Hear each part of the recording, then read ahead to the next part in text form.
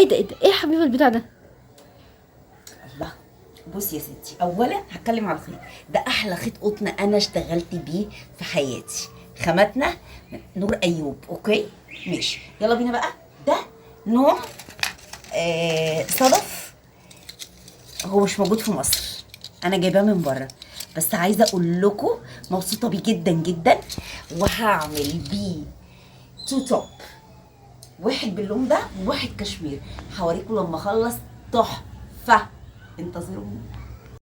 خلصتي وجايه افرحكم. امبارح وريتكم وانا لسه كنت ايه، يا دوبك بكت.